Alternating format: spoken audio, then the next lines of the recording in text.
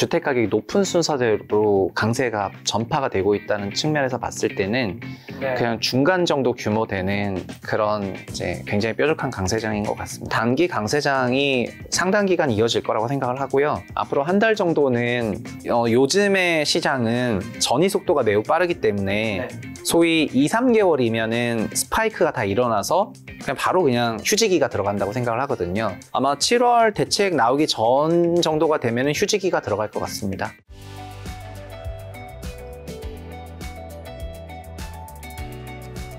자, 이재명 대통령 취임한 지 3주 정도 지났습니다. 집값에 어떤 변화 요소가 있나요? 요즘 뭐 장난 아니던데요, 서울 집값. 전체적으로 보면은 2023년, 24년, 25년을 봤을 때 23년 상반기는 좀 하락 장세가 있었지만 정책 대출을 쓰면서 그래도 6월에서 8월은 좀 스파이크가 있었거든요.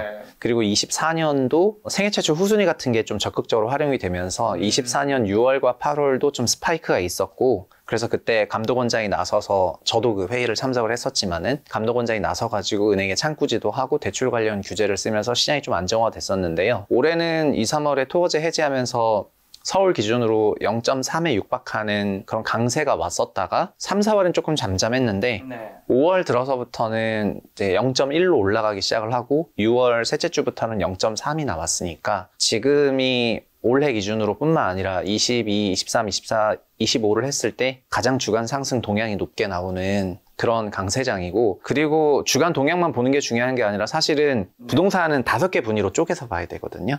그러니까 가격이 가장 높은 5분위 부동산, 서울로 치면 서초, 강남, 송파, 용산구고, 그 다음이 4분위 부동산인데 이게 마포, 성동, 동작, 양천구 정도가 되는데요. 지금은 5분위만 강세였던 게 과거의 특징이라면은 지금은 4분위도 강세이고요. 그럼 5분위가 어디라고요? 5분위는 토어제 4개구, 서초, 강남, 송파, 용산이고요. 4분위는 그 바로 밑에 있는 15에서 20억대 구간인데 이게 마포구, 성동구, 양천구, 그 다음에 동작구 정도 되거든요. 그리고 3분위로 내려가면은 저희가 알고 있는 게 서대문구, 영등포구, 종로구, 중구, 광진구 정도가 돼요. 그래서 5분위는 원래부터 강세였는데 4분위까지 강세인 거는 5, 6월 달이 처음이고요. 지금은 3분위로 또 전이가 되고 있는 상황이기 때문에 3분위까지? 네, 왜냐면 3분위도 서대문구가 지난주에 0.1대 나왔거든요. 그거는 가격대가 전파되고 있다는 거니까. 주간 상승 0.1% 말하는 거예요? 네. 저희가 소수점 둘째 자리일 때는 강세장이라는 표현을 안 하는데, 소수점 첫째 자리인 0.1을 넘을 때부터 좀 강세장이라는 말을 하고 있는데, 그게 0.3을 넘은 거는 지금이 이제 거의 유일한 기간이고, 그리고 아까 5분위 지역은 0.7을 넘고 있거든요.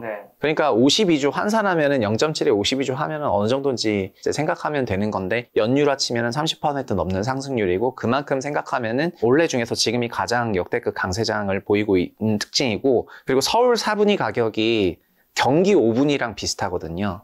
서울 4분위 가격이 경기 5분위는 어디냐면은 당연히 과천 판교인데, 과천 판교에서 경기 4분위로 넘어가게 되면은 분당 나오고 하남시 나오고 그 다음에 뭐 이런 지역들이 나오는 거예요. 그 경기 신도시에 있는 신축 가격들이. 그래서 지금 경기도도 5분위 강세였다가 이제 경기도 역시 4분위 강세로 전이가 되고 있는 상황이고, 근데 광역시는 왜 약세냐면은 현재 광역시는 모두 마이너스인데, 광역시 아파트들은 5분위라 하더라도 10억대가 넘는 아파트가 아주 많지는 않기 때문에, 그래서 아직 그 가격대까지는 내려가진 않았던 것 같고, 그래서 12억을 넘는 아파트들 중심으로 강세가 나오고 있다 보니까 이게 넓다면 넓지만은 제가 좁다면 좁다고 생각하고 있어가지고 좁지만 높은 강세장이다 그렇게 얘기하고 있습니다. 자, 그럼 말씀하신 대로 최근 서울 아파트 값이 6년 9개월 만에 최대 상승폭을 기록했다는데, 이거 거품이 전조인가요? 아니면 가열 현상이 단기에 그칠 것인가? 혹은 장기화 될까요? 그 진단에 대해 가지고는 사람마다 생각이 조금 다른 것 같고요. 어저께가 아니고 6월 20일 기준으로 어쨌든 새 정부는 국정기획위가 인수위라고 한다면은 국정기획위의 경제 2분과 과장이 부동산을 총괄하고 있는데, 2분과 과장 발언을 들어보면은 지금이 단기 강세장이다 이런 발언을 했거든요.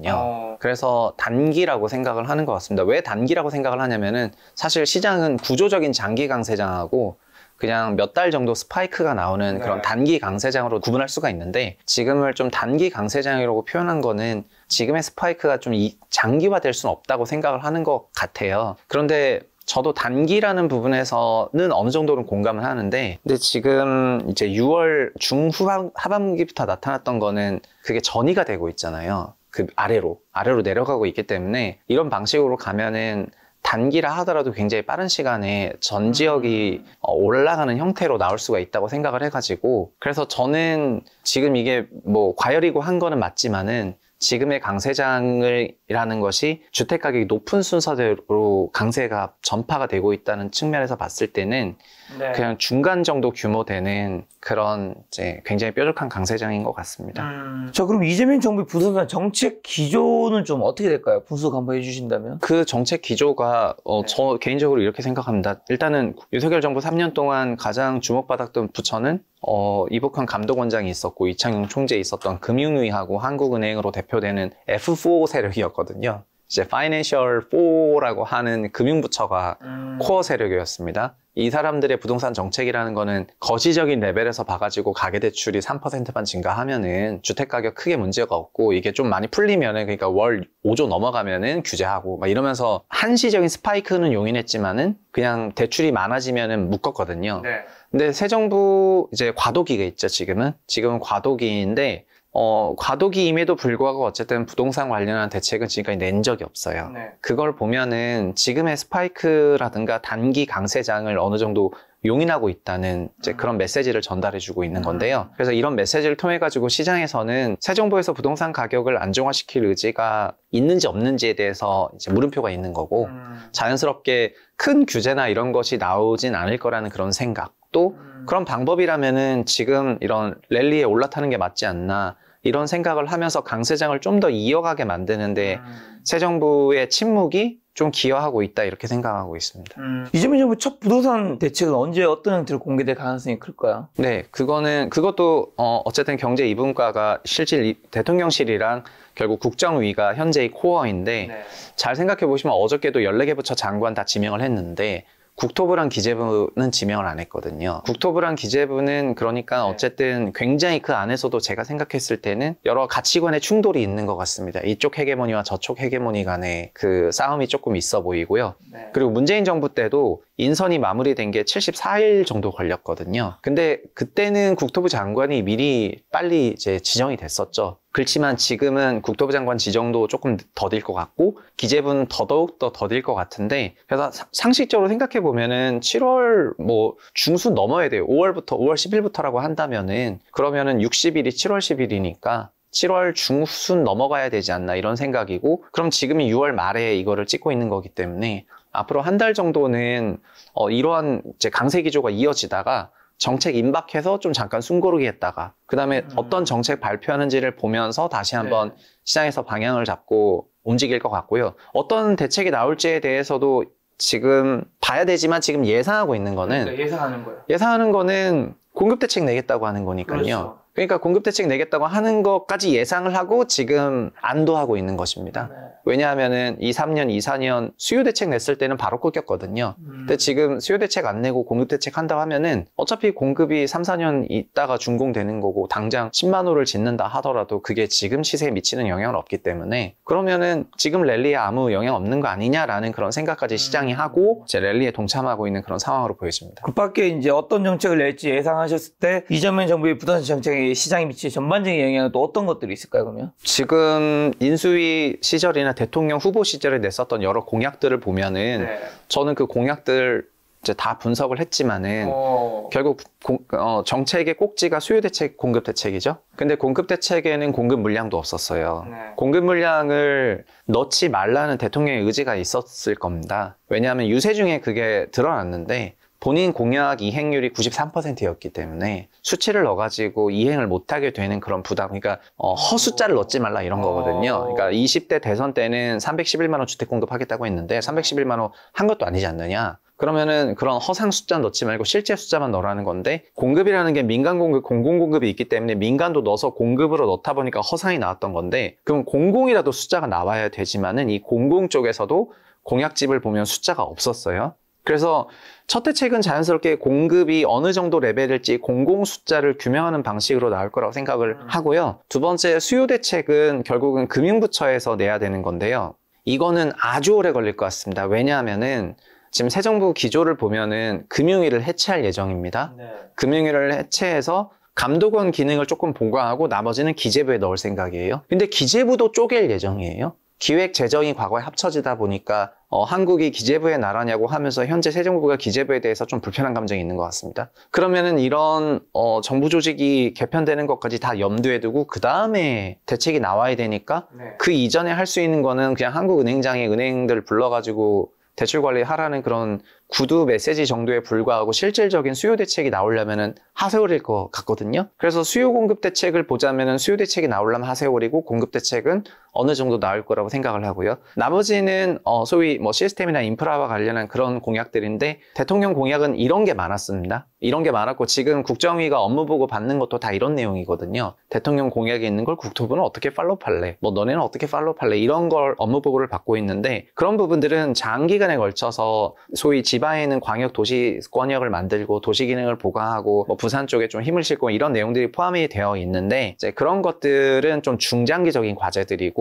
현재 저희가 좀 시급하다고 하는 거는 5월, 6월에 랠리가 번져나가는 게 시급하다고 하는 거니까 시차가 다른 부분이 존재하거든요. 근데 현재로서 봤을 때는 단기 강세장에 대해서는 뭐 대응을 하는 것이 적절하지 않을 수도 있다는 인식만으로 봤을 때는 그런 단기적인 이슈에 대해서는 대응 안 하고 중장기적인 이슈만 대응을 할 것으로 예상이 돼요. 그럼 이재명 정부의 공급 확대 정책 방향은 옳은 건가요? 그리고 이게 말씀하신 대로 시장 안정에 기여하기는 단기적으로 힘들겠네요. 왜냐하면 지어지는데 3, 4년 최소한 걸릴 수밖에 없는 거니까. 네, 그건 저희가 전 국민이 다 경험했지 않습니까? 결국은 아파트가 빵이라면으로 끝났지 않습니까? 네. 문재인 정부의 결말이. 네. 그럼 아파트가 빵이라면으로 끝났다는 거는 그 건설에 최소 3년, 4년 이상이 걸린다는 거기 때문에 지금의 초과 수요가 나왔을 때는 초과 수요 억제로 대응을 하는 것이 맞고 중장기적인 공급이 부족해 보일 땐 중장기적인 공급 확대로 대응을 하는 것이 맞거든요. 그래서 공급을 하지 말라는 게 아니라 공급은 해야 되겠지만은 단기적인 초과 수요가 나왔을 때는 초과 수요에 집중해야 되는데 초과 수요가 나왔음에도 중장기적인 공급을 하겠다는 그 행위 자체가 시장에서 어떻게 인식하냐면은 단기 초과 수요에 대해서 무시하는구나.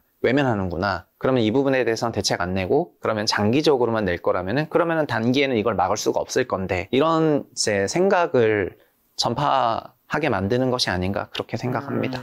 그리고 7월부터 시행되는 스트레스 DSR 3단계 이게 매수 매도에 미칠 실질적 충격이 있을까요? 저는 아무 충격 없다고 생각해요. 아무 충격 없다. 네, 왜냐하면 스트레스 DSR 2단계도 아무 충격 없었거든요. 네. 그러니까 결국 이미 수도권은 스트레스 DSR 2단계 때 그게 스트레스 DSR이라는 게 가상금리를 곱하게 되어 있는데 더하게 되어 있는데 가상금리의 1단계는 0.375%였어요. 2단계는 0.75%였거든요. 근데 수도권은 2단계 때 1.2로 올려놔요. 그러니까 0.375에서 1.2로 올려놨었어요. 근데 3단계는 그게 1.5가 된다는 거거든요. 1단계에서 2단계가 될 때 0.375에서 1.2까지 올라가는 그 추가금리 업 할 때도 아무 영향이 없었는데 1.2에서 1.5로 0.3이 올라갈 때 무슨 영향이 있을까요? 그래서 아무 영향이 없어요.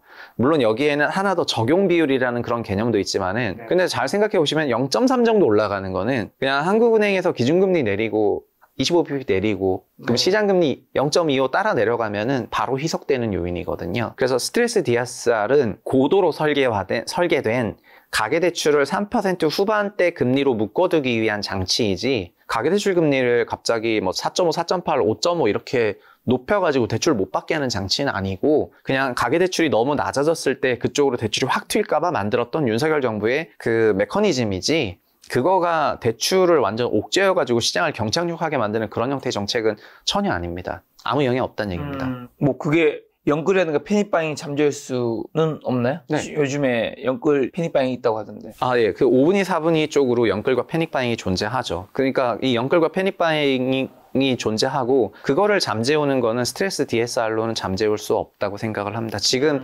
스트레스 DSR 때문에 집 못 사는 상황은 아니기 때문에요.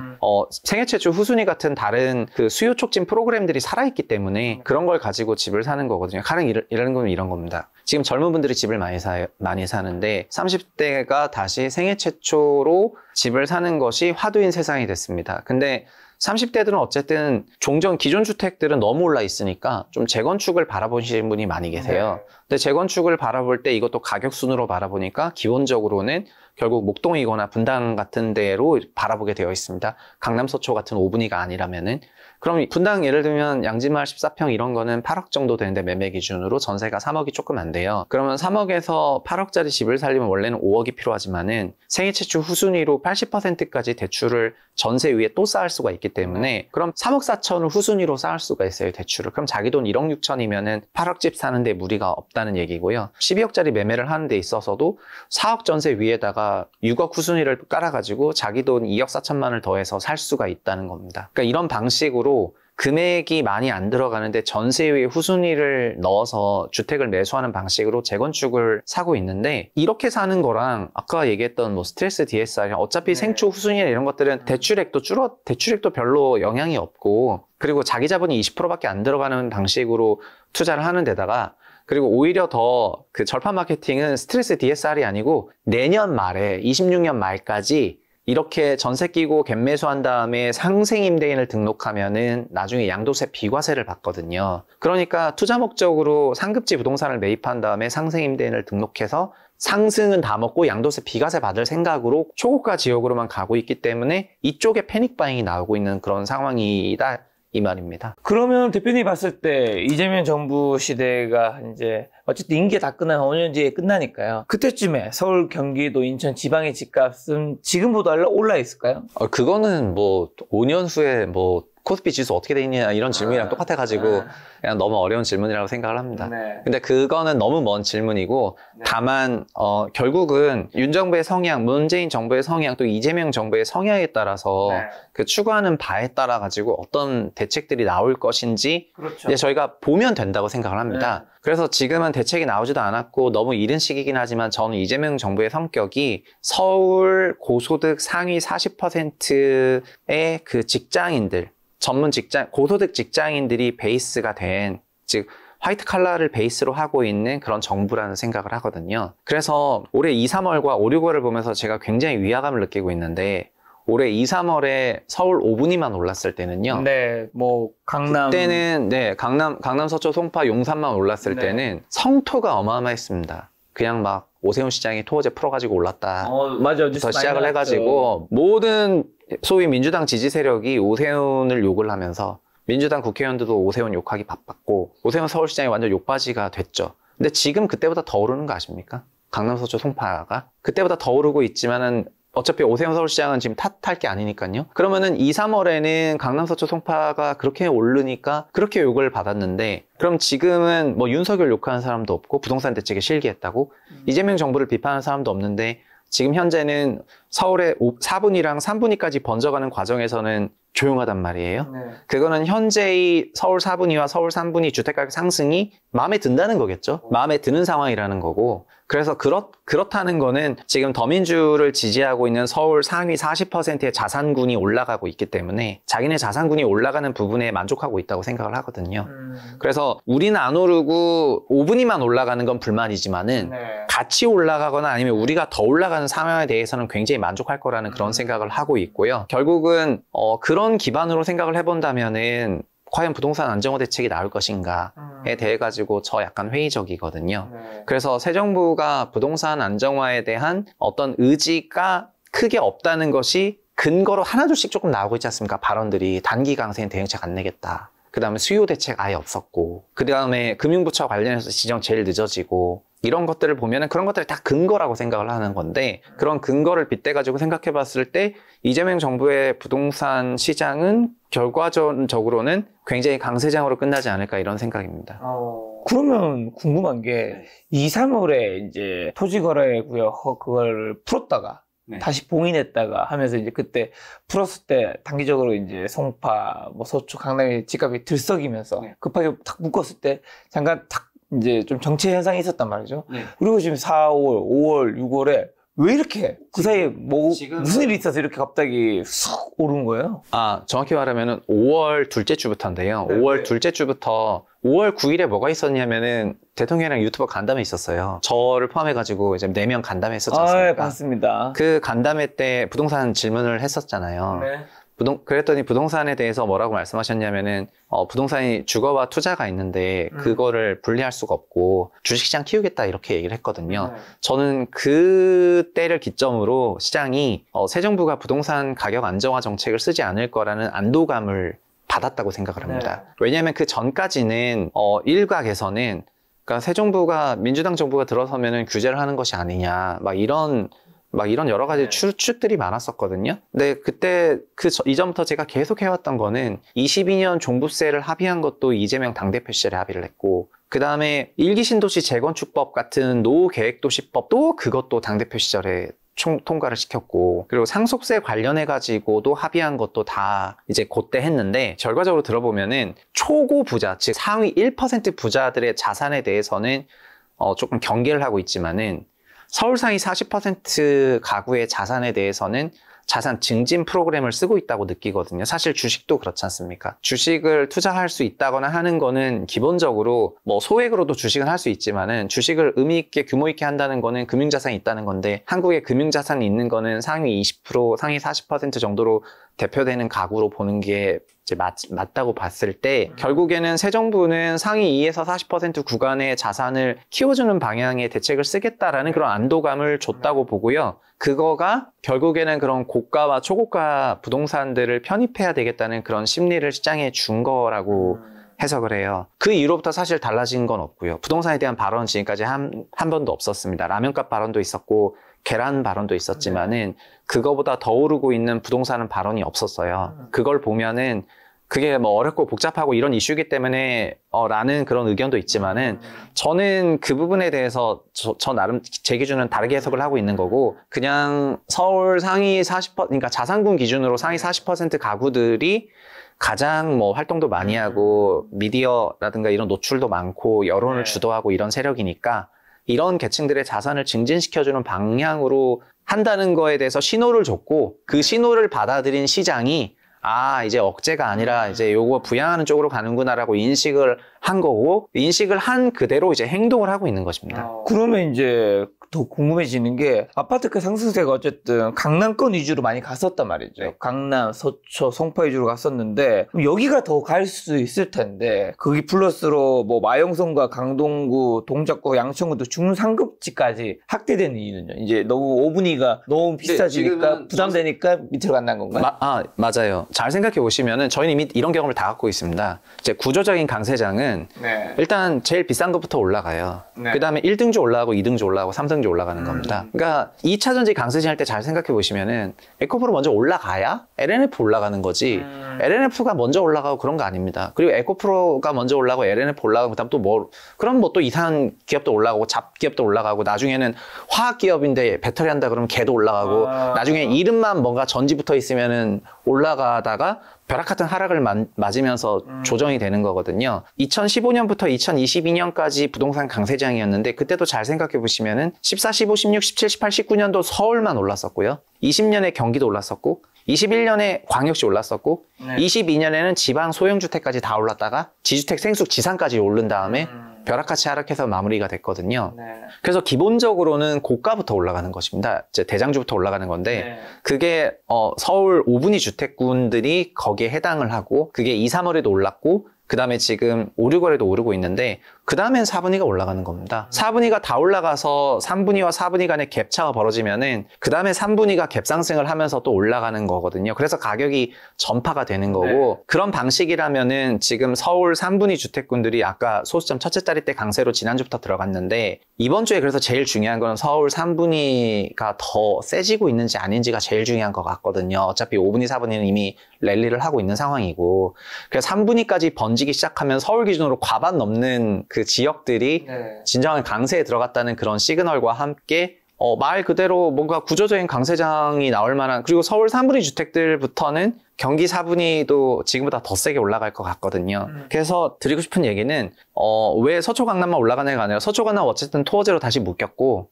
토어제로 묶인 이후에는 기본적으로 뭐 전세 끼고 생애채초 끼고 아니면 전세 끼고 대출 끼고 매입을 하는 이런 갭 매수가 불가능합니다. 그래서 여기를 지금 사시는 분들은 제가 볼 때는 그냥 현금 부자들이 여기를 사시는 것 같고요.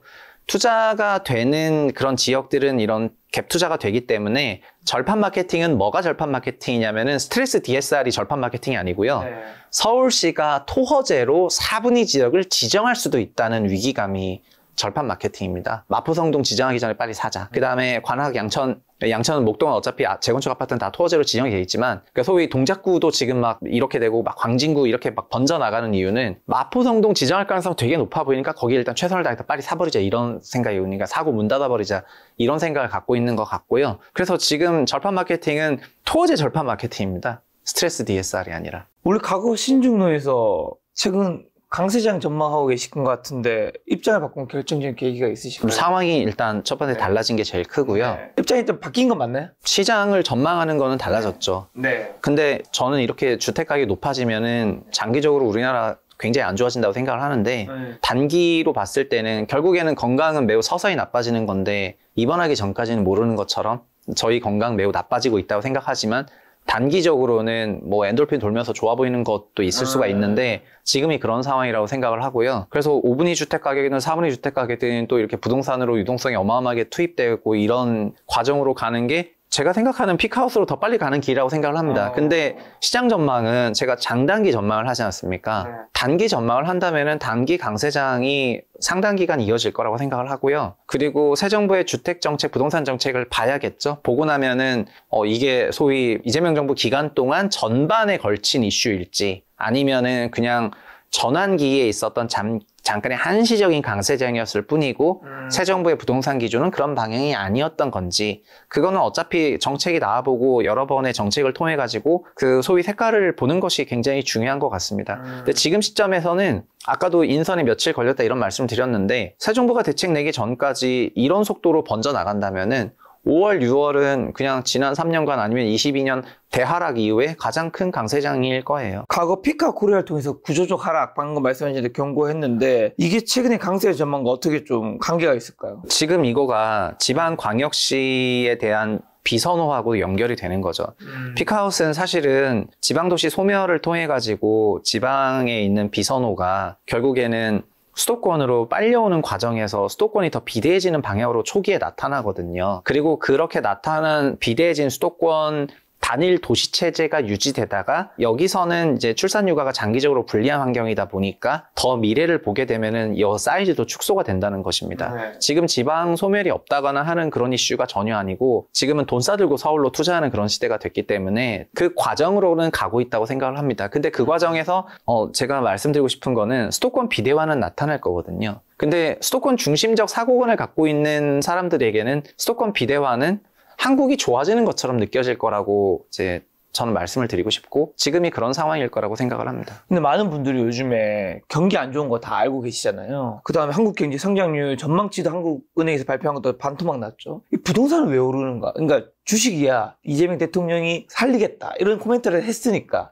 다 공감할 텐데. 네, 아까 근데 부동산도 말씀드렸지만은 부동산도 죽인단 말을 하지 않았기 때문에 안도랠리가 존재하고 그리고 피크아웃 상황은 이어지고 있는 거기 때문에 수요는 쏠림이 있습니다. 지금 광역시 부동산까지 강세인 것이 아니라 광역시는 올해 내내 플러스였던 적이 한 번도 없었어요. 내내 하락세예요. 내내 하락세고 세종시가 혹시 좀 세종으로 갈까봐 잠깐 튀었다가 청와대로 옮겨버리니까 그냥 벙 쪄가지고 지금 석이 나가 있는 상태입니다. 세종시 부동산은. 그런데 전체적으로 보면은 광역시는 인천시조차도, 왜냐면 인천은 잘 생각해 보시면 인천의 최고가가 경기도 3분위 정도 되는 가격이거든요.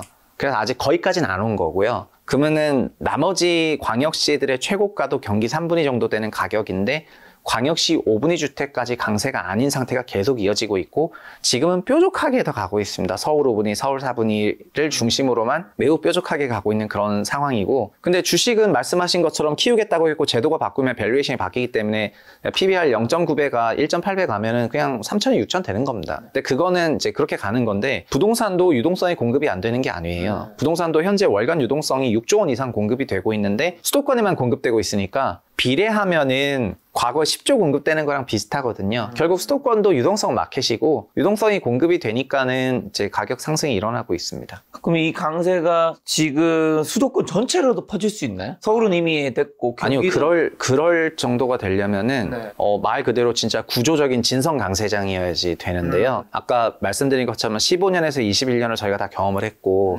15, 21년의 끝은 전 지역 강세였잖아요. 네. 지방 취득세 1억 미하도 강세, 맞아요, 뭐 맞아요. 5만 다 강세였거든요. 네. 심지어 비아파트도 강세였단 네. 말이죠. 근데 그 정도까지 돼야지 이제 소위 수도권 전 지역 강세라는 표현을 쓸 수가 있는 건데 지금은 저는 이제 좁고 뾰족한 강세라고 쓰는 게 그 정도 레벨은 아니라고 생각을 하는데, 뾰족하다는 거는 상승률은 더 높다는 거거든요. 왜 뾰족해졌냐 그러면 뭐 이런 질문이 가능한데, 과거에 저희가 살 수 있는 그 레버리지율이 LTV 70%였는데 네. 지금은 LTV 80이 되고 있습니다. 네. 그러면은 3억 갖고 있는 사람이 살 수 있는 게 LTV 70일 때는 10억을 살 수 있지만은 LTV 80이 되면은 15억을 살 수가 있거든요. 결국에는 3억을 갖고 있는데 LTV만 조정하면은 내가 살 수 있는 가격군이 50%가 뜬다는 건데요. 지금 이런 고 LTV 대출 프로그램이 있기 때문에 뾰족하게 나온다고 생각을 하거든요. 결국 지금 LTV 80 체제로 가는 과정에서 상승하는 지역이 그냥 적절한 상승, 유동성 공급 정도가 아니라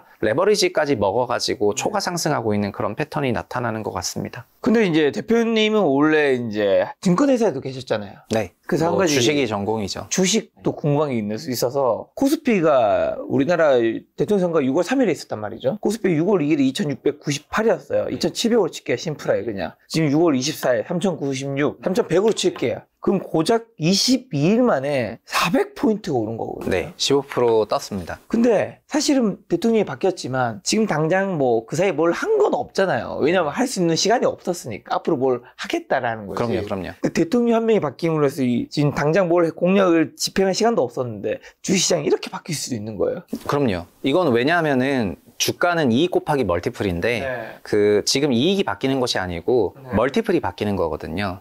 멀티플은 왜 바뀌냐면, 멀티플은 여러 가지를 반영을 하는 것인데 제도 시스템 성장률 등등 많은 부분을 반영을 하는 건데요. 지금은 멀티플이 올라가는 형태로 시장이 바뀔 겁니다. 그리고 그러니까 코스피 멀티플을 얘기할 때 주로 PBR을 얘기를 많이 하는데, 왜냐면 코스피는 좀 시클리컬한 성격이 있거든요. 그러니까 항상 뭐 이익이 짱짱하게 잘 나오는 게 아니라 이익의 변동폭이 삼성전자, 하이닉스 실적 따라서 너무 변동폭이 크다 보니까 이익을 베이스로 하기보다는 그냥 순자산을 기반으로 봐서 코스피 PBR을 얘기를 하고, 코스피 PBR은 바닥이 0.8배 정도 되는 이제 그런 PBR 밴드가 되는 것입니다. 근데 이 PBR 0.8배가 전 세계 국가들 중에서는 거의 꼴등이고, 근데 일본도 보면은 아베노믹스 기간에 그 PBR이 결국은 2더블 이상 났거든요. 이제 2012년부터 놓고 보면은 거의 지금 금융위 이후부터 저는 계산하는데 한 2.5배 이상 올랐으니까, 그게 어떻게 올라갔냐면은 이익 그로스도 있었지만은 멀티플이 2배 이상 상승을 했고요. 한국도 PBR이 0.9배가 1.8배 되면은 그럼 지수가 2600이 5200 되는 것입니다. 그러면 PBR 1.8배를 어떻게 만드느냐? 그거는 결국은 PBR도 이익 성장률에 기반하고 있는 그런 수식이긴 하지만은 한국은 이제 여러 가지 제도적인 부분에서 이제 시장으로 돈이 들어오지 못하는 그런 환경들이 많이 있었는데, 그게 바뀌게 되면은 그게 변화가 있을 거라고 생각을 하고, 그런 부분을 지금 어느 정도 반영을 하면서 가는 거라고 생각을 합니다. 그러니까 저는 5천이든 6천이든 솔직히 말해가지고 체질 개선되고 여러 가지 한국 사람들이 주식에 대해서 좀 더 열려 있게 되면은, 그러니까 삼성전자를 포기할 수 있는 용기만 있다면은 전 주식으로는 다 벌 수 있다고 생각을 하거든요. 삼성전자를 붙들고 있으니까 돈이 안 벌리는 건데, 그러면은 이제 극복 가능하다고 생각을 해요. 자, 다시 그럼 부동산 돌아서 서울 아파트 거래량 지금은 어느 정도고, 이 거래량 급증 현상 언제까지 이어지나요? 그리고 거래량이 급증하고 있으면 좀 집값이 오르고 있으면 매물은 걷어지고 있나요? 요즘 계좌가 없다는 얘기가 많이 들었습니다. 그게 닫힌다는 건데, 이쪽 업계에서는 닫힌다는 말을 쓰는 건데요. 근데 상승기 때는 거래량이 증가를 합니다. 그리고 하락기 때는 당연히 거래량이 위축이 되고요. 그렇죠. 그래서 2, 3월에 토어제발 랠리 서울 5분위만 올랐을 때도 4월 기준으로 뭐 거의 한 7,000건까지 올라갔잖아요. 그러니까 3월 기준으로 10,000건까지 올라갔으니까 맞아. 이제 굉장히 많이 올랐었다가 4월에 5,000건대로 떨어졌다가 5월 실거래는 아직 6월 말이 안 됐으니까 마감이 안 됐는데도 지금 거의 8,000 육박하니까 거래량이 다시 돌아선 거죠. 거의 한 10,000건에 육박을 하겠네요. 네, 10,000건 이상 만약에 보세요. 5분위만 강세일 때도 10,000건인데 4분위, 3분위도 강세면 10,000 돌파하는 거죠. 이거는 그냥 답이 정해져 있는 겁니다. 그래서 거래량은 강세장일 때는 거래량이 증가하는 패턴을 보이고 약세장일 때는 위축이 되는데 지금은 오류거리 왜 2, 3월과 다르냐면 어쨌든 번지고 있다는 거지 않습니까? 번지고 있다는 걸 본다면은 거래량도 그렇고 그냥 여러 가지 부분에서 2, 3월 지표보다는 더 이제 플러스가 된 지표들이 나올 것 같습니다. 그러면 거래량, 뭐 호가, 실거래가 다양한 지표들이 있을 텐데 지금 가장 주목해야 될 데이터 신호는 뭘까요? 네, 저는 이게 전이가 되는지가 제일 중요하다고 생각을 하고요. 전이가 되면 될수록 더 많은 범위에 영향을 미치니까. 전이라는 건 확산이 되는 거 말씀하시는 거죠? 사실 올해 2, 3월에 토어제 지역도 그리고 작년 6, 8월에 저는 사람들이 약간 소위 반포병 걸렸다고 생각이 될 정도로 그렇죠. 그냥 서초구에 있는 모든 사람들이 저한테 반포 어떠냐고 물어봤었거든요. 그래서 강남구에 있는 사람이 물어본 게 아니라 서초구에 있는 사람들이 어마어마하게 물어봤는데 그래서 제가 그때 뭘 느꼈냐면은 작년 6월에서 8월은 반포 초강세였는데 기억하시겠지만 원밸리가 60억 찍었다 이러면서 갑자기 그러니까 3번 일주일 사이에 거래가 땅땅땅 찍혀가지고 다 패닉 바잉 하던 그 분위기가 있었어요. 올해 70억이 RR동에 한번 찍혔었나요? 네. 근데 작년 소위 앞에 4자였다가 6자로 한 번에 떠버리니까 사람들 멘탈이 나가기 시작을 하면서 작년에 반포병에 걸렸는데 그건 서초구만의 이슈였습니다. 그러니까 다른 사람은 그냥 아무런 뭐 체감상의 변화가 하나도 없었어요. 그런데 지금 올해 2, 3월에도 서초, 강남, 송파, 용산이었지만은 4개구밖에 안 됐기 때문에 전반적인 그런 분위기는 없었거든요. 그러나 서울 4분위가 완전 주간 0.7이 나왔다는 거는 특히 성동구나 마포구의 주간 0.7은 역대 최대예요. 그냥 부동산원 통계 역사상. 그러면은 그 정도의 강세가 나왔다는 거는 마포와 한 급지 차이가 나는 그런 지역들 봤을 때는 마포 너무 올랐고 이제 이거라도 사야 되나 이런 마음이 들 거기 때문에 지금부터 중요한 거는 소위 5분위, 4분위가 얼마나 올랐냐라기보다는 3분위가 소위 더 달라붙고 있냐. 또 3분위 가격부터는 경기 5분위, 4분위가 뛰니까 그럼 경기 4분위도 지금 전이가 되고 있나. 이런 것들이 훨씬 중요한 거라고 생각을 합니다. 거기마저 불 붙으면 더 커지는 거겠네요. 맞아요. 그러면은 그때의 분위기는 20년, 21년 같은 분위기입니다. 20년, 21년 같은 분위기가 뭐냐면 안 사면 바보. 지금 무조건 비싼 건 알지만 최대한 어떻게 돈을 마련해가지고 사야 되고 게다가 지금 갭 투자 수단이 여전히 열려 있잖아요. 그 상생 임대인까지 다 엮여가지고 내년 말까지 문 닫는 내년 말까지는 딱 열려 있기 때문에 이 절판 마케팅이 작동하는 상황에서 지방에서 돈 싸들고 그리고 지방에서 돈 싸드는 게 농담이 아니고 서울에 거래되는 아파트의 비중에 원래 20% 미만이 지방 매수자였는데 지금은 거의 30% 육박해요. 그러니까 말 그대로 지방에 계신 분들도 요새는 서울 부동산을 어디를 사야 되냐고 세미나를 들을 정도니까 그래서 수요가 어마어마한 쏠림이 있는 상황으로 가고 있으니까 이게 전파되는지를 봐야 되겠습니다. 자, 그러면 지금의 상승장이 방금 말씀하신 2020년 그런 랠리와 뭐가 다르고 뭐가 같아요? 저는 2020에는 소위 말하는 그때는 제로금리 유동성 랠리였거든요. 그렇죠. 네, 제로금리 유동성 랠리였는데 지금은 고레버리지 랠리입니다. 네, 그러니까 대출 금리가 내려갔다거나 그런 것이 아닙니다. 그러니까 왜 50%나 뜰 수 있냐면은 50% 떴다는 게 아니라 LTV 70이 80이 가면은 그냥 50% 높은 금액을 살 수가 있습니다. LTV 80이 90이 가면은 그러면 2억 있는 사람이 80이면은 10억짜리 살 수 있지만은 90이면은 20억짜리를 살 수가 있는 거잖아요. 그러니까 LTV 랠리라는 겁니다. 지금이 사람들이 오해하는 대출 유동성 제로금리 랠리가 아니라 그러니까 금리 랠리가 아니라 LTV 랠리라는 거고요. LTV 80짜리 랠리가 지금 만들어지니까 높고 뾰족하거든요. 그래서 20년과 다른 거는 그런 게 다른 것 같고요.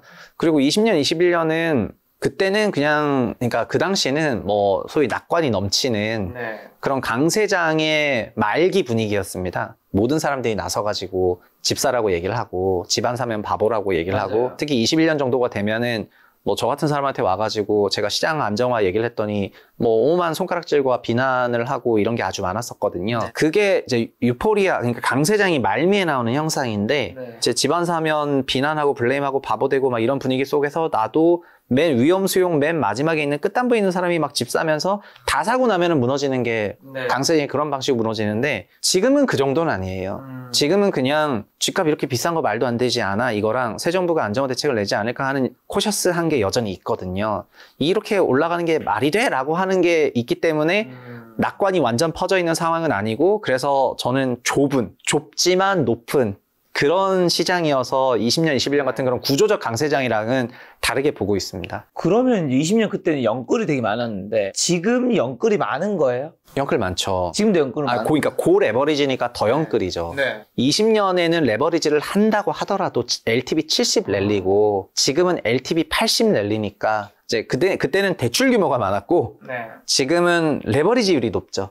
그래서 다른 방식의 시장입니다. 그때는 금리가 계속 낮아지니까 그러니까 막 아파트 팔아가지고 한 15억 벌면은 LI 85억 대출 받아가지고 100억짜리 건물 사서 캡레이트 2.5%고 대출도 2%니까 이거 유지해야 되겠다. 이런 레버리지였고 지금은 그렇게 대출 받는 사람이 없죠. DSR 걸리고 다 문제가 있는데 지금은 그게 아니라 내가 10억, 그러니까 소위 3억밖에 없는데 옛날 10억짜리 샀다면 지금 15억짜리 사야지 고 LTV 랠리가 되겠습니다. 자, 이재명 정부의 이제 가장 큰 부동산 정책이 이제 공급인데 서울 같은 경우 어쨌든 내년과 27년에는 공급 부족해서 집값이 더 오른다고 상수농자 얘기하시는 분들 많은 분들 얘기하셨잖아요. 요거는 진짜 그렇게 되나요? 어차피 이거는 이재명 정부 아무리 빨리 해도 빵처럼 찍어낼 수는 없으니까. 네. 주택을 포함해서 건설에 1년 이상 걸리는 그런 재화의 경우에는 주기성을 갖고 있을 수밖에 없거든요. 그렇죠. 사실 반도체도 그래서 주기성을 갖고 있는 거지 않습니까?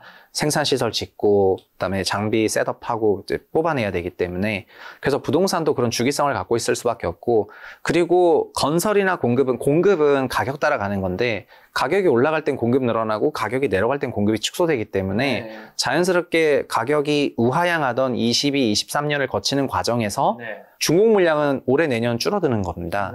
그런데 지금 가격이 상승하고 있기 때문에 지금 시점으로 보자면은 인허가라든가 이런 데이터들이 돌아설 것입니다. 돌아서고 어느 정도 주택 공급이 풀리긴 할 거지만 그것도 결국 3, 4년 후라는 거가 되기 때문에 근본적으로 이 시장은 수요 공급의 미스매치가 존재하거든요. 그 수요 공급의 미스매치를 관리하는 것이 관료들의 실력이고 정책이 되는 것인데 그냥 단기적으로 수요가 튀기 시작해가지고 공급은 없으니까 가격이 스파이크가 일어나는데 단기 강세니까 가만히 있겠다. 그럼 뭐 하겠다는 걸까요? 그래서 저는 지금 그냥 그 어떤 공급 대책을 내더라도 단기 초과 수요가 나온 부분에 대해서는 해소 방안을 내지 않는다면은 그러면은 스스로 멈출 거거든요. 그냥 너무 비싸져가지고 멈춘다거나 하는 식으로 그냥 스스로 멈출 거라고 생각을 하고요. 공급 대책이 중요하고 지금 공급 물량이 없는 것은 과거에서부터 오는 건데 과거에서부터 오는 거니까 지금 그걸 바꿀 수는 없는 거고 어쨌든 내년 입주 물량이라든가 전반적인 2022년, 23년 같은 그런 경색 기간에 있었던 그런 공급 충격을 한번 소화해야 되는 것은 굉장히 부담입니다. 저 한국은행에서도 이제 지난번에 기준금리 인하했었고 올해 하반기도 금리 인하 이제 몇 번 더 할 거라고 코멘트를 좀 했던 것 같은데 이게 부동산 시장의 전세 매매 수요에 어떤 영향을 좀 미칠까요? 전세는 채권이기 때문에 금리가 내려가면 전세가가 상승을 해요. 그건 저희가 23년에도 아파트 2가구 오면 사라 그 책 얘기할 때 여기서 다뤘었잖아요. 월세 200만 원인 집을 예시로 연세 2,400만 원의 현금 흐름이 있는데 이게 4%로 2,400만 원을 나누면은 6억이지만은 3%로 나누면은 8억이 되거든요. 그래서 2,400만 원의 현금 흐름은 변화가 없지만은 금리가 내려가면은 이제 채권 가격이 올라가게 되는 건데 전세도 채권이기 때문에 전세는 월세를 채권한 거기 때문에 금리가 내려가게 된다면 전세가 상승을 하죠. 그래서 한은의 기준금리 인하가 전세 가격이라든가 이런 부분을 상승시킬 요인으로 작동을 하긴 할 건데 다만 지금 주택시장이 강세로 가면은 어쨌든 금융부처 중에서 지금 가장 자유로운 데가 한국은행이죠. 왜냐하면은 금융이랑 기재부는 쪼개질 예정이니까요. 그러면 금융이랑 기재부랑 감독원이랑 한국은행이 있는 건데 어쨌든 감독원은 기능이 강화될 예정이지만은 이복형 원자이니까 바뀔 거라고 생각이 되고 그 다음에 한은은 이제 유지가 될 거라고 생각이 된다면 한은 정도가 지금 이런저런 거시경제 안정화 정책을 조금 쓰는 것 같거든요. 그래서 전체적으로 짚어보면은 한은도 주택가격 올라가고 이러면은 금리 인하에 대해 가지고 좀 더 후퇴한다거나 하면서 그런 스탠스는 보이기는 할 겁니다. 그래서 요즘 나오는 멘트들이 그런 거잖아요. 수도권 공급 대책 많이 내달라 이런 대책 나오는 거는 금리 내리고 싶은데 부동산 가격 올라가지고 이쪽 유동성 많이 갈 것 같으니까 내가 지금 금리 내리기 부담스럽다. 빨리 부동산 좀 어떻게 좀 해줘라.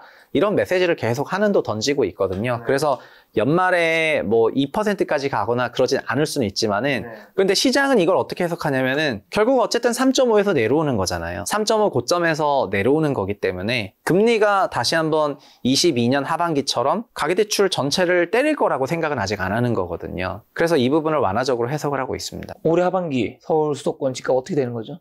요즘의 시장은 전이 속도가 매우 빠르기 때문에 네. 소위 2, 3개월이면은 스파이크가 다 일어나서 그냥 바로 그냥 휴지기가 들어간다고 생각을 하거든요. 그래서 하반기 내내 강세다 이런 게 아니라 지금 이미 5월 둘째 주부터 거의 한 2달간 이어지고 있는 그런 강세장이기 때문에 아마 7월 대책 나오기 전 정도가 되면은 휴지기가 들어갈 것 같습니다. 그리고 대책 이후를 보고 다시 전망을 조금 해야 될 것 같고, 다만 지금까지의 상황을 놓고 보면은 이재명 정부가 부동산 시장을 적극적으로 개입을 한다거나 하는 방향보다는 네. 서울 상위 40%의 자산을 높여주는 방향으로 설계하고 있는 것이 아닌가라는 그런 추측을 하고 있기 때문에 주식과 부동산에서요. 그렇다면은 부동산 시장 안정화보다는 그냥 부동산 시장의 강세를 용인하는 방향으로 갈지 않을까 하는 그런 저는 추측을 하고 있는 상황이고, 7월 말이든 8월이든 대책 나오면은 그 추측이 맞은지 틀린지 보면 될 것 같고, 그걸 통해 가지고 그 이후는 다시 전망하면 될 것 같습니다.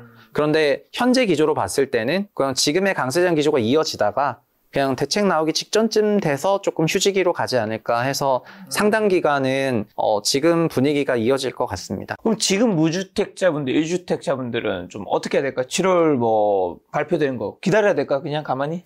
그래서 이런 겁니다. 올라간 주택을 따라 사기 싫다면은 네. 지금 5분위, 4분위가 올랐다면은 서울 3분위 주택을 매수하거나, 경기도 5분위, 4분위가 올랐다면은 경기도 3분위 주택을 매수하거나 하는 것이 실질적인 대응 전략이 되는 거거든요. 그리고 올라간 주택을 따라 사게 되면 어느 정도 가격에 대한 부담을 가지고 이제 가야지 되는 거죠. 네.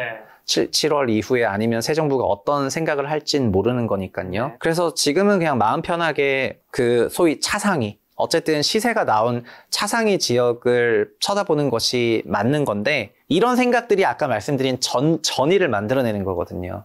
그러니까 이렇게 대응을 하실 수밖에 없지 않나 이렇게 생각을 합니다. 자, 또 청년 신혼 주거 지원 확대가 혹시 소형 아파트 가격 형성에 미칠 영향 같은 건 좀 있을까요? 아니요, 그런 영향은 별로 없고요. 지금 소형 아파트 가격에 미치는 영향은 전세 사기 때문에 가장 큰 영향이 있었고요. 네. 소위 주거의 약 30%를 차지하고 있는 빌라의 전세 기능이 사실상 망실됐기 때문에 그 전세를 소형 아파트 전세로 전이되는 과정에서 24년에 소형 아파트 전세가 상승장이 나왔거든요. 그 소형 아파트를 처분하고 갈아타면서 24년 6, 8월 초강세가 한번 나왔었던 거고요.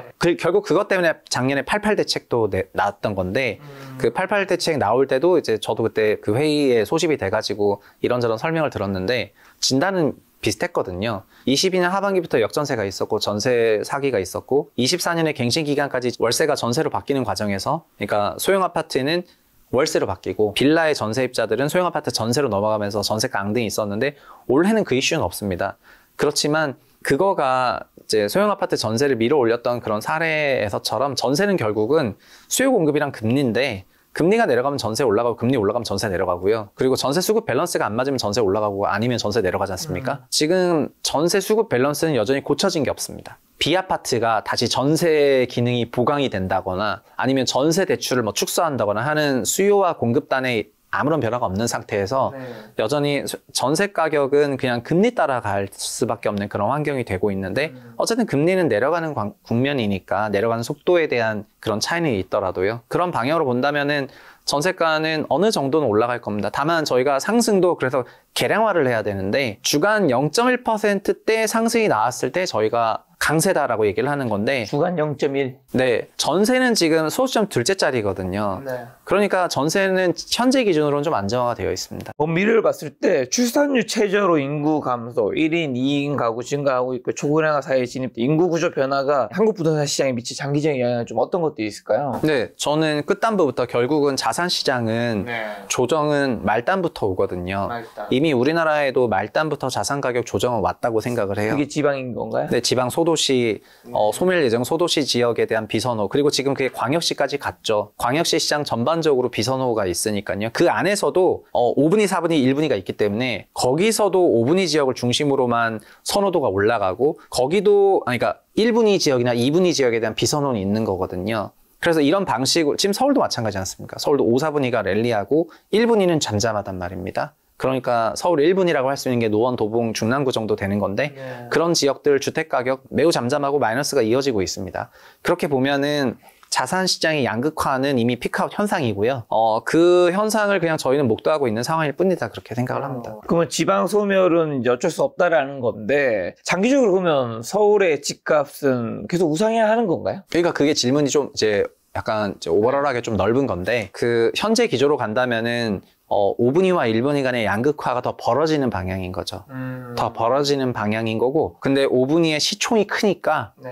지수는 올라갈 거예요. 그러나 2분위, 1분위 주택은 이제 상당 기간 잠잠할 거라고 생각을 하니까 그것도 나중에 뭐 제가 생각할 땐 심대한 갈등 요인이거든요.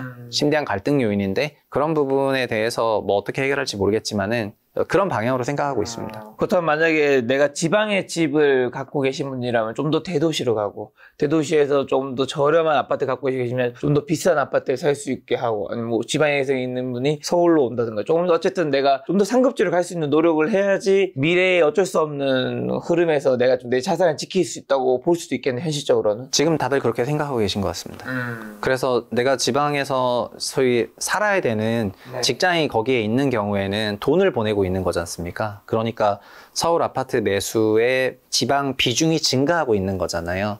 이 추세는 앞으로도 증가할 것 같거든요. 그래서 지금은 저는 이제 계좌 이민이라는 말을 쓰는데 그 계좌 이민이 부동산도 마찬가지거든요. 국내 이민 중입니다. 지방 부동산에서 계좌를 서울 부동산으로 이민시키고 네, 그리고 한국에 있는 사람들이 이제 장기적으로는 한국이 좀 안 좋아질 것 같으니까 서학개미가 돼가지고 자기 몸이 이민 갈 수는 없으니까 계좌 이민을 시키는 거거든요.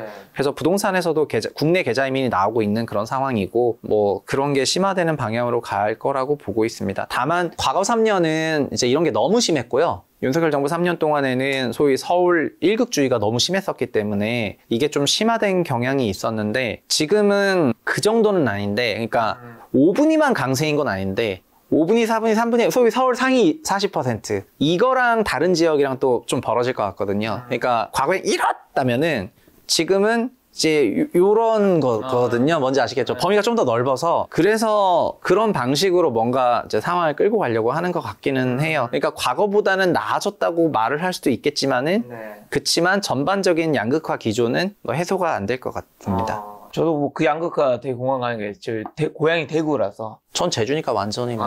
대구에 저희 집 대구에 아버지 살고 대구 계신 집이 어느 구 쪽에 계신데? 저희 달서구요. 그렇구나. 요새 달서구도 그러니까 대구 기준으로 괜찮은 데잖아요. 학교 많고 아파트 많고 완전 주거 밀집 지역인데 수성구만 5분이니까 달서구 지역까지 강세가 아닌 거죠 지금. 그렇죠. 네. 근데 예를 들면 서울에 제가 21년에 집을 샀는데 뭐 하락도 있었고 상승도 있지만 어쨌든 그 사이에는 결국에는 집값이 좀 어느 정도 올랐는데 대구는 전혀 하나도 오른 게 없잖아요. 그래서 그걸 보면서 이게 자산 격차라는 게 정말 어딜 사느냐가 맞아요. 저도 제주도가 벌어지는구나. 고향인데 제주도 갈 때마다 가끔 제 친인척들이 하는 얘기가 뭐냐면은 제주도는 10억 넘는 집도 보기 어렵거든요.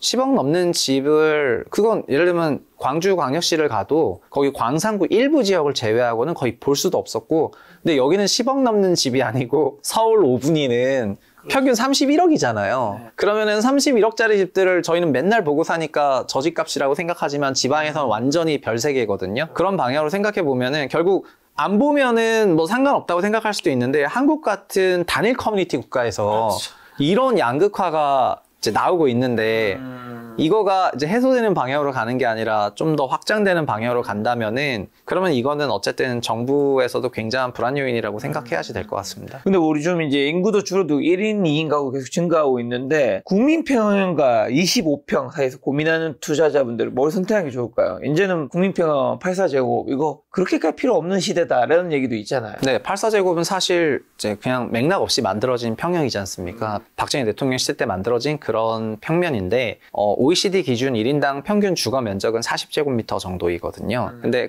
사람은 쪼개질 수가 없기 때문에 결국 1명, 2명, 3명, 4명 있잖아요. 그럼 40, 80, 120, 160이 되는 것입니다.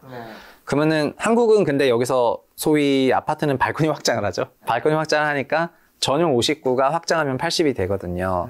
근데 아파트 25평, 34평이 왜 논란이 있냐면은 평면이 똑같아서 그렇습니다. 3웨이 판상형으로 방 3개가 빠져나오고 방 3개 화장실 2개가 나오니까 면적 차이만 있는 거예요. 포토샵에서 그 대각선 잡고 늘린 거 차이만 있는 거거든요. 34평이 살기 좋죠. 좋죠. 좋지만은 25평이 동일한 평면을 제공하니까 결국에는 그 가격 차이가 많이 난다고 하면은 25평을 선택하게 되는 거고, 가격 차이가 많이 없다면 34평 선택하시는 게 좋겠습니다. 요새는 25평이 너무 떠가지고 34평이 상대적으로는 면적비 밸류가 높아지니까 34를 선택해도 나쁘진 않을 것 같은데, 그러니까 그런 맥락으로 25평이 강세였습니다. 근데 똑같은 맥락으로 38평부터 방 4개 되거든요. 그리고 38평부터 45평이 또 방 4개 커버리지를 해요. 그러면은 여기서는 45를 잡는 것보다 38, 39를 잡는 게 낫겠죠? 같은 방식으로 생각을 해본다면은. 그래서 38평대라는 평형대가 앞으로 매우 강세를 보일 것 같아요. 그 수요가 조금 있을 거라고 생각을 하고, 결국은 뭐 0.5명이라는 값은 통계에나 있지 실제는 0.5명이 없으니까요.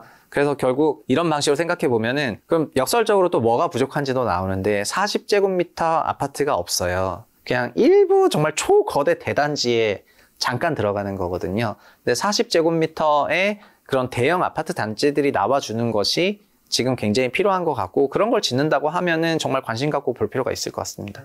자, 아무래도 집을 살 때 가장 고민이 되신 분들, 사실 1주택자분들은 엄청 많은 고민을 하시진 않는 것 같아요. 어쨌든 갈아타기라는 선택이 있는 거니까. 그거 말고는 어쨌든 뭐 밑으로 갈아타려고 하진 않으니까. 근데 무주택자분들은 어디 살지도 고민이지만, 이제 이게 집을 사본 적이 없다 보니까 내가 언제 사야 될지, 어쨌든 우리나라 자산의 70%가 집이라고 하는, 어쨌든 그만큼 집이 너무 큰 비중을 차지하니까 무주택자분들이 내 집 마련 이후에 고려해야 할 점이라든가 지표, 내 집 마련 타이밍, 뭐 좀 잡으면 어떻게 좀 좋을까, 뭐 내가 최저점을 잡을 수는 없겠지만 그래도 좀 꼭지는 안 사고 싶은데 이런 생각 한단 말이죠. 저는 이제 타이밍을 잡으려 하면 할수록 집 사기는 어려운 것 같고요.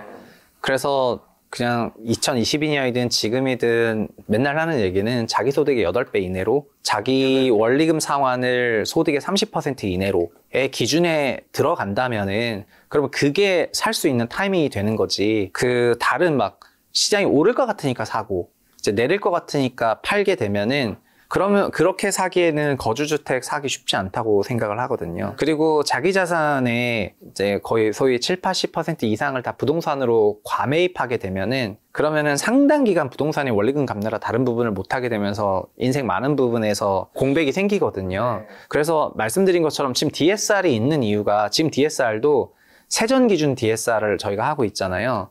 세후 기준으로 하게 되면 더 까다로워지거든요. 근데 어쨌든 세전 기준 DSR 하고 있는데, 제 기준으로는 세후로 자기 소득의 30% 이상을 주거비로 안 쓰는 게 좋습니다. 한국은 수도권 평균 20%를 써요. 그러면 수도권 평균으로 자기 소득의 20%를 주거비로 쓰고 있는데 나는 30% 넘게 쓰고 있다. 그렇다면 그분은 어쨌든 자기 소득의 상당 부분을 주거비로 사용하고 있는 거거든요. 그래서 그런 기준들을 몇 개 잘 지키면서 하시면 될 것 같습니다. 그 안에서는 그냥 너무 타이밍을 보시려고 노력하시진 않으셨으면 좋겠어요. 자, 이재명 정부 시대에 재개발, 재건축 규제 완화가 공급 확대와 시장 안정에 좀 기여할 수 있을까요? 아니요. 저는 전혀 기여 못한다고 생각을 합니다. 왜냐하면은 실증적으로 재개발, 재건축을 통해 가지고 시장이 안정화된 적이 없었기 때문입니다. 그러니까 재개발, 재건축 활성화 플러스 1년, 2년, 3년, 4년 이렇게 시차를 놓고 생각해 보면은 플러스 1년, 2년, 3년 차이는 멸실만 있거든요. 그러니까 3년간 임차주택이 멸실되는 효과로 인해 가지고 임차료 상승을 가지고 오고, 멸실발 임차료 상승이 3년 이상 이어지게 되면은 결국 임차료 상승은 매매가 상승으로 이어지는 거기 때문에 3년 동안은 강세장을 용인을 해야 돼요. 그리고 4년 차부터 그러면 동시에 준공되냐? 그게 아니죠. 3년간 멸실됐죠? 그럼 연 10만 멸실됐다 해볼게요. 그럼 30만이 없어졌죠? 근데 4년에 준공되는 게 30만이야. 그건 아니지 않습니까? 네. 4년에는 한 12만 원 들어오는 거잖아요. 그러면 여전히 18만 원 멸실된 거고 4년 차도 멸실될 거 아닙니까? 한 10만 원 멸실되겠죠? 그러면 여전히 28만 원가 멸실된 상태가 되거든요. 결국 재개발, 재건축 활성화는 주택 멸실을 장기화함으로 인해 가지고 근본적으로 임차 수요 강세를 만들어내고 임차료 강세, 매매가 강세로 이어지고, 준공된 이후에는 입지 환경 개선과 상품 가치 개선으로 또 임차료 상승이 나오게 되거든요. 그래서 정비사업 활성화는 임차료 상승과 매매가 상승으로만 연결되지 단 한 번도 임차 시장 안정이나 매매 시장 안정으로 이어지지 않고, 준공되는 시점에 딱 그 한 6개월 정도, 길게 봐도 그 정도만 그냥 전세가 많이 공급되니까 잠깐 전세 시세가 힘을 안 받고, 근데 어차피 2년 후에 갱신할 때는 다 시장 가격으로 회귀하기 때문에 재개발, 재건축을 확산하면은 부동산 가격이 안정화된다는 거는, 그거는 진짜 다 허구입니다. 이재명 정부 시대 근데 재건축, 재개발 뭐 주목해야 하는 곳은 있을까요? 아니요. 이재명 정부는 재개발 재건축을 사라는 메시지를 던진 거나 마찬가지입니다. 네.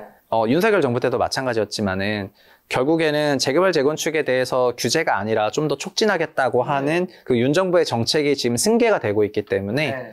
그래서 답지도 이제 제출이 된 상태라고 생각을 하거든요. 어디요? 그러니까 재개발 재건축 사라는 얘기입니다. 네, 그러니까 어떤데? 어디겠습니까? 위에서부터 알아야지. 그러니까 5분위 지역에서 4분위 지역으로, 그러니까 지역부터 시작해서 이런 것이, 그러니까 자기 금액 따라 가는 거지만은 자기 금액에서 이제 가장 높은 지역을 살려는 게 사람 심리잖아요. 그러니까 그런 방식으로 이미 시장이 움직이고 있다고 저는 해석을 합니다. 정비사업 시장에 대해 가지고 전체적으로 규제보다는 완화와 활성화 기조를 밝히고 있기 때문에 그거는 돌려 말하면은 정비사업에 장기로 보유하고 있다고 하더라도 별 문제가 없다는 그런 인식을 시장에 주고 있으니까 네. 그런 부분에서 어느 정도 시장에서는 이제 현 이재명 정부에 대한 부동산 정책의 색깔을 해석하고 있는 것이 아닌가라고 보고 있습니다. 제가 토호제도 한번 여쭤보고 싶은 게 올해 어쨌든 서울시장님이 토호제를 풀었다가 묶었는데 대선 직전에 이재명 대통령님이 후보 시절에 서초구에 있는 강남구 쪽에서 토호제 굳이 자기는 묶어야 되는지 잘 모르겠다 이런 식의 뉘앙스 비슷한 코멘트를 하셨던 것 같아요. 일부 지역의 집값이 오르는 게 뭐가 문제냐, 뭐 세금 많이 내면 되는 거 아니냐 이런 비슷한 뉘앙스를 얘기했는데 토호제 확대 가능성이 높은 후보 지역은 어디이며 지금 서울 4분이죠. 네. 마포, 성동 같은 데가 그쪽이 또 토호제 묶일 수도 있나요? 그럼요. 왜냐하면 토어제 기준에 완벽히 부합하니까 물가 상승률을 완전히 초월해서 초과 상승하고 있기 때문에 주간 0.7이니까 저희 물가가 월간으로 올라가는 걸 생각해 보면은 월간으로 치면은 거의 월에 한 3에서 4% 올라간다는 거잖아요. 그러니까 그런 방식으로 생각해 보면은 마포, 성동, 토어제 당장 지정돼도 아무 문제 없습니다. 묶이면 어떤 좀 파급 효과가 그러면 또 풍선 효과. 그러니까 토허제 절판 마케팅이거든요. 지금 토허제 절판 고 LTV 랠리니까. 토호제가 안 묶이면 또 바로 밑에 네. 그러면 이제 여기 또 오려고. 그러니까 저희가 문재인 정부 때 이런 방식의 풍선 효과를 다 경험했지 않습니까?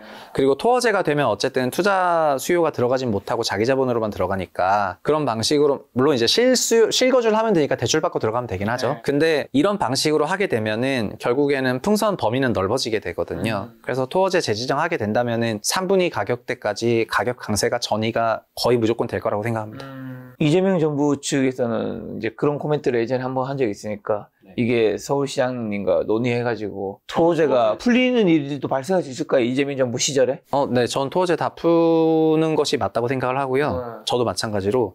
다만 고 LTV를 살려놓고 풀면은 더 높고 뾰족해질 것 같거든요. 결국에는 현재 LTV 랠리잖아요. LTV 72, 80 만드는 그 LTV 랠리인데 그거를 살려두고 풀면은 뭐 이제 기름 붓는 거고 그거를 어느 정도 그러니까 좀 정리를 하고 풀게 되면은 어느 정도 정상화 될 것 같거든요. 수요가 분산되면서. 지금은 토어제로 묶으면 묶을수록 풍선이 더 높고 뾰족하게 넓어지지 않을까 이런 생각입니다. 근데 지금은 누가 봐도 어메니 부동산 상승장이 맞나요? 그럼요. 혹시나 근데 지금도 여전히 부동산 하락 얘기하시는 분들 유튜브 상에 있긴 하잖아요. 그거는 지금을 단기 강세라고 보는 경우에는 그렇죠. 결국은 하락이든 상승이든 시간축을 넣어서 볼 필요가 있다고 생각을 하거든요. 하락하는 과정에서도 단기 스파이크는 나오니까요. 지금 혹시 하락 얘기하신 분들은 뭐 당연히 영상이나 저는 토론도 해본 적 있어요? 아니요. 저는 지금 장기적으로 보면은 2014년부터 21년까지의 장기 구조적인 상승장이 있었고요. 22년부터 25년까지는 약세장이었어요.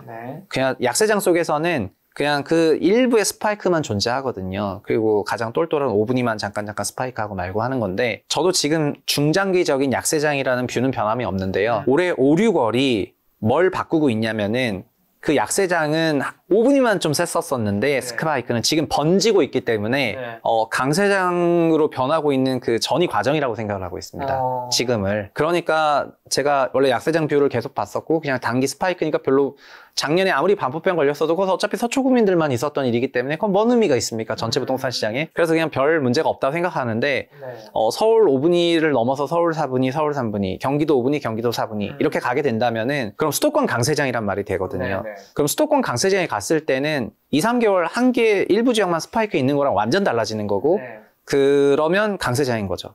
지금 그 전이하는 과정에 있는 것 같습니다. 지금이 이제 강세장으로 바뀔 수도 있는 상황인 것 같다. 네, 맞습니다. 근데 이거가 저는 정말 이해가 안 되는 것이 23년에도 이런 일은 있었고 24년에도 있었고 이거를 그냥 금융당국이 관계부처 정리를 통해 가지고 그냥 정부가 청와대가 나서지 않아도 깔끔하게 정리가 됐었던 건데 지금 그걸 놔두고 있기 때문에 그거를 이제 이해하기 어렵다는 거고, 그렇다면 놔두고 있다는 그 행동 자체가 시장에 시그널을 주고 있다. 안 잡는구나, 이런 시그널을 주고 있기 때문에 그 강세장이 번져 나가는 거라고 생각을 해요. 자, 그러면 지방 부동산 집값은 앞으로 회복이 어렵나요? 아니면 지방 부동산이 회복하려면은 이것도 네. 결국 수도권 3분위까지 다 올라야지 지방 5분위가 회복하기 시작하면서 네.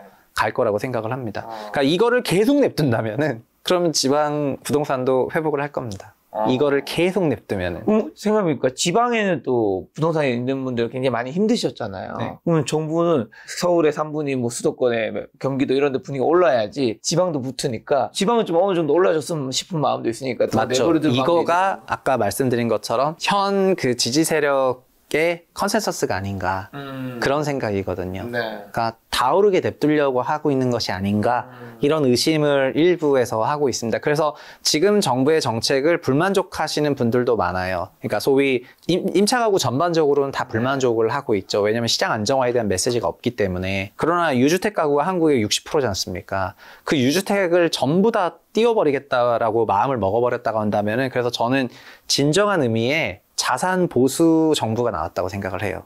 무슨 말이죠? 자산의 보수화 정부. 그러니까 저희가 리버럴이라는 말을 쓸 때 지금 보시면은 자산 가격에 대한 하향 안정화를 추구하는 것이 아니라 네. 자산 가격의 장기 우상향을 추구하지만 성향은 좌성향인 자산 보수 세력이 나왔다는 말씀입니다. 더 설명해야 됩니까? 더 설명해 주세요. 아니요, 그냥 그렇게 받아들이고 있어요, 저는. 자, 현재 그러면 전국의 미분양 주택은 어떤 상황이고, 요거 정부가 어떤 대책이 있나요? 새 정부에서 추경을 하면서 미분양을 3년간 1만 호를, 준공전 미분양 1만 호를 반값에 일단 매수해주고, 그 다음에 환매하겠다는 그런 정책을 또 발표를 했거든요. 네. 종전 윤석열 정부에서도 준공 미분양 3,000세대를 매입하는 거를 해가지고 수행을 했는데, 새 정부는 건설 중인 미분양 또 10,000세대를 매입하겠다고 했기 때문에 그런 부분에서 미분양 대책을 내고 있는 상황입니다. 그리고 PF 관련해서는 또 어쨌든 관련해서 여러 지원 정책들을 쓸 거고, 지방 주택 경기를 살리는 그런 대책은 뭐 새 정부 들어선 더 많이 나올 것 같아요. 일단 미분양 매입 호수 자체도 3,000건이 아니라 이제 10,000건으로 떴기 때문에 그런 부분 생각해 보면은, 그리고 주택협회나 이런 쪽 건설 관련 단체에서는 야, 10,000세대도 부족하다. 지금 미분양이 7만 세대인데 준공 미분양이 얼추 3만이거든요. 그러면은 미분양 전체 7만인데 더 사주라 막 이러고 있단 말입니다. 그래서 여러 가지를 생각해 보면은 지방 경기 살리는 대책은 앞으로도 좀 계속 나오지 않을까 이렇게 생각을 하고 있습니다. 그래서 이거에 대한 비판도 조금 있는데 이익은 사유하고 손실은 국유화하는 되게 모조 자본주의다. 그런 비판을 좀 많이 하거든요. 그런 비판이 나올 수도 있겠네. 네, 맞아요. 근데 이 모조 자본주의는 주식시장부터 그랬거든요. 연준부터 그랬으니까. 2008년 연준이 글로벌 금융위기 극복할 때 QE로 부실 모기 채권들을 사줬으니까 그때부터 모조 자본주의, 그러니까 이게 좋게 표현하면은 좀 케인시안인데 이제 나쁘게 표현하면은 모조 자본주의가 되는 건데, 지금 전 세계가 모조 자본주의가 된 거고, 그런 모습을 보면서 아까 말씀드린 것처럼 시장에서는 그러면은 이제 이 정부에서도 부동산 가격의 급락이나 하락을 용인하는, 유도하는 그런 형태의 정책은 안 쓰겠구나라는 그런 또 안도감을 더 갖게 되는 효과가 있는 것 같습니다. 자, 그러면 5대 강력시 한번 좀 점검해 볼까요? 부산부터. 5대 광역시는 그러니까 부산이든 울산이든 광주든 네, 5대 광역시 내내 다 마이너스고, 심지어 대전까지도 그런데 5대 광역시가 그래도 5분위 가격이 뭐 약간 미세하게 해가지고 0.0 몇 약간 이런 변화를 일부 보이고 있지만 합산해서 보면은 결국 마이너스고, 인천 포함해서도 마이너스거든요. 그래서 5대 광역시 시장이 아직 살아났냐? 그건 아닙니다. 그리고 서울 계시는 분들이 20년, 21년 그 광세장일 때는 지방 투자를 많이 하셨어요. 네. 그게 비율로도 나와요. 5대 광역시 부동산 거래에 서울 거주자의 구입 비중이 나오거든요. 그게 원래 15% 남짓이었는데 25%까지 떴었어요. 21년에. 그게 지금 서울 투자자들이 다 물려있는 상태가 되는 거거든요. 말씀하신 것처럼 뭐 달서구가 됐던 아니면 해운, 부산 어디가 됐던 광주가 됐던 투자를 막 늘렸었는데 그게 회복 못하고 지금 다 물려있으니까 이분들 포지션은 다 물려있는 포지션이 된 거고, 그래서 지금 주택시장의 주인공은 이런 과거의 다주택자들이 아니고, 그래서 이분들이 맨날 얘기하는 거는 지방 취득세 중과 세금 고쳐달라. 그래서 투자자들이 지방주택도 살 수 있게. 그리고 뭐 문재인 정부 때부터 똘똘 한 채를 만들었기 때문에 지금 똘똘 한 채 시장이어가지고 서울 5분위가 강세로 가는 거니까 오히려 다주택자를 용인해주는 방식으로 가야지 똘똘 한 채가 풀리면서 지방으로 올 거다 막 이런 얘기를 하고 계신 건데 그런 상황일 정도로 지금 현재 지방 부동산 경기는 좋지 않습니다. 근데 제가 좀 더 말씀드리고 싶으면은 투자라는 거는 강세장에 돈을 버는 거거든요. 그렇죠. 그리고 약세장에서는 돈 벌기가 어려워요. 그러니까 우리 실력이 엄청난 드라마틱한 변화가 있는 게 아니고 잘 생각해 보시면 부동산도 2014년부터 21년까지 대응하셨던 분들은 결과적으로는 다 수익이 났지만은 22년부터 24년까지 대응한 사람들은 좋지 않을 거거든요. 그리고 국장도 한국 주식도 22년부터 24년까지 약세장이었으니까 22, 23, 24, 3년 동안 돈 번 사람 찾기 쉽지 않고 그리고 반대로 미국 주식은 17년부터 24년까지 내리강세장이었으니까 미국 주식 한 사람은 다 벌었습니다. 근데 최근에 제 주변에 제일 큰 차이가 나는 게 미국 주식 돈 벌었다가 물렸다는 사람이 올해 상반기에 좀 많이 나왔는데 그분들이 뭐 과거랑 올해랑 작년이랑 올해랑 드라마틱한 주식 운영 실력의 변화가 있는 것이 아니고 그렇죠. 시장이 약세장으로 전환한 거거든요. 그렇죠. 그러면은 저희가 시장 색깔이 어떤지를 판단하는 게 그래서 중요한 건데 아까 말씀드린 것처럼 지금 지방 부동산 경기는 현저한 약세장이에요. 그래서 이 현저한 약세장은 그러니까 서울 강세장이랑은 또 비교가 되는 거지 않습니까? 그런데 수도권 약세장 속에서는 뭘 해도 그게 투자든 어떤 뭐 주거를 구입하는 거라 하더라도 어떤 경제적인 성과가 크진 않을 거라고 생각하시면 좋겠고요. 근데 그게 강세장으로 전환하게 된다면은 매수를 하셨다면은 투자 성과가 나게 되는 거겠죠. 그러니까 시장을 뭐 상승하라 그러면 보시지 말고 구조적인 강세장에 들어가는 건지 아니면은 그냥 잠깐 스파이크가 있을 뿐이고 전반적인 약세장 기조가 이어지는 건지에 대한 그 시장 판단이 제일 중요한 것 같습니다. 그래서 저는 22년, 24년까지는 약세장이 이어지고 있기 때문에 무대응을 권장을 하고 있었는데 올해 5월, 6월에 분위기를 보면서 달라지고 있었기 때문에 저도 머리가 아픈 상황이 된 거지만 이대로 냅둔다면은 강세장 분위기로 변할 것 같고요. 근데 뭐 이런저런 간단한 걸만으로도 다시 원복시킬 수 있기 때문에 왜 안 할까 하면서 그냥 지켜보고 있을 뿐이고 구조적 강세장이 들어가게 되면은 그때는 적극적으로 대응을 하는 게 맞고 약세장일 때는 뭘 안 하는 게 맞죠. 부동산을 홀짝 게임처럼 바라보는 것이 문제라고 코멘트 한번 하셨던데 그 의미가 뭐고 투자자들이 이러한 단기적 시각에서 벗어나게 가장 먼저 바꿔야 할 생각은 뭘까요? 그 질문의 답을 제가 미리 한 것 같은데 상승과 하락만 바라보기보다는 가로 세로 축으로 봤으면 좋겠는 게 가로는 시간이고 세로는 강도거든요. 그래서 지금의 상승이 단기인가 중기인가 장기인가라던가 그리고 지금의 상승 강도가 소수점 첫째 자리 0.1대냐 0.2대냐 0.3대냐 그 이상이냐라든가 이런 식으로 바라보실 필요가 있다고 생각을 합니다. 그리고 강세장이라는 거는 그러니까 장기 구조적인 강세장은 결국은 시차를 두고 다 오르거든요. 나중에는 뭐 발만 걸쳐도 오르지 않습니까? 그래서 낙관이 퍼지면서 막 모두가 사면은 결국 아무도 살 사람이 없으면서 시장 조정이 일어나잖아요. 그런 것처럼 구조적이고 장기적인 강세장은 매우 크고 길고 거대하게 오거든요. 2014, 2021. 그런 것처럼 그런 시기가 되는 환경이 맞아진다 생각하면은 적극적으로 대응을 해야지 되고 이제 그게 아니라면 아닌데 그냥 올라요 내려요 뭐 하반기에 올라요 내려요 이제 올라도 0.1 상승이냐 0.3 상승이냐 그리고 오르는 기간이 뭐 최소한 어느 정도 될 거라고 생각하냐 이런 식으로 가로축 세로축을 같이 질문해 주시면은 그러면은 더 이제 좋은 이제 질답이 가능하니까 너무 막 그렇게 홀이에요, 짝이에요? 이런 것만 묻지 말고 이제 더 깊게 물어봐 주시면 좋겠다. 이런 제가 외부 나갔을 때 그런 걸 많이 봤거든요. 그래가지고 이제 그런 말씀해서 드렸습니다. 자, 그러면 마지막으로 올해 하반기 한국 부동산 시장에 찾아올 주요 변화랑 투자 기회 좀 찝어주시면서 개인적으로 꼭 하시고 싶은 말씀이 있다면요? 근데 일단 저는 아마 오늘 방송을 통해서도 뭐 댓글 분위기가 좋지는 않을 거라고 생각을 하는데 왜 막 이렇게 그렇게 저도 그렇게 생각했어요. 아 그래요? 맞아요. 저가 생각해도 댓글 분위기 좋지 않을 것 같습니다.